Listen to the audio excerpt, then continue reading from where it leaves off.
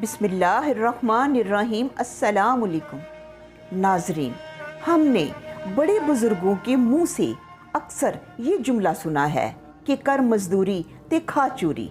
उनके कहने का मतलब होता है कि जो शख्स मेहनत करके कमाता है वो अपनी मर्जी का खाता पीता है, और जो कामचोर, काहिल और सुस्तुल वजूद होता है वो अक्सर अल्लाह की नेमतों को तरसता रहता है। ये मसला अल्लाह की सारी मखलूक का है, चाहे इंसान हो या जानवर।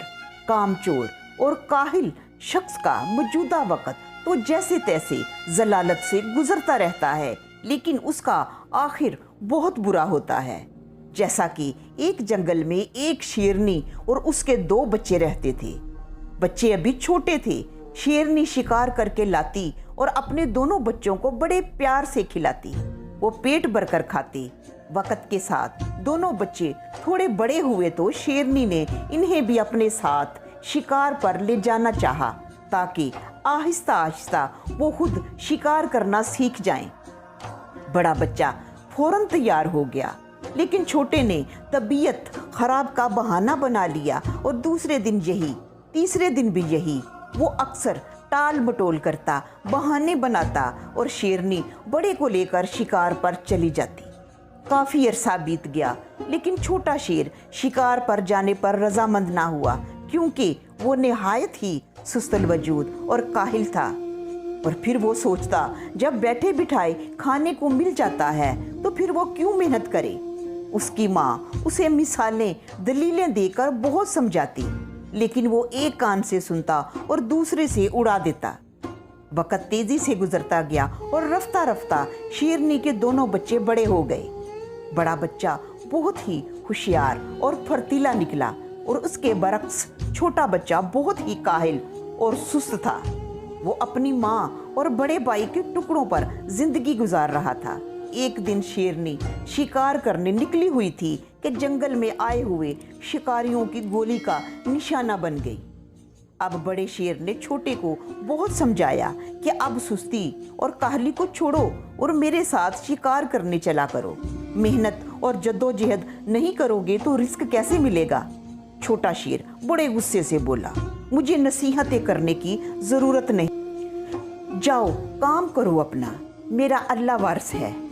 छोटे शेर की हठ धर्मी पर बड़े शेर को बहुत दुख हुआ और वो खामोश होकर चला गया। बड़ा शेर जब भी कोई शिकार करता, छोटे भाई का हिस्सा उसे पहुंचा देता, और वो बेहयाई का लिबास पहनकर उसे खूब मजे से खाता। कुछ अरसा बाद बड़े शेर के बीवी बच्चे हो गए।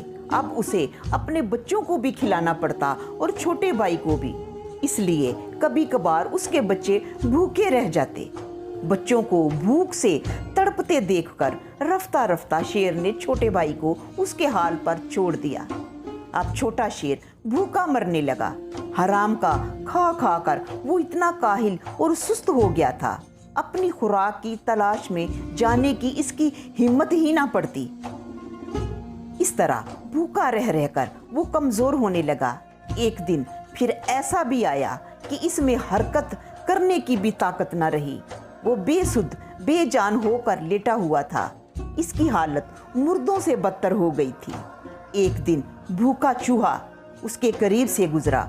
उसे बेहिस देखकर मुर्दा समझ बैठा और उसके कान को कुतर कुतर कर खाने लगा। छोटे शेर को बड़ी तकलीफ महसूस हुई।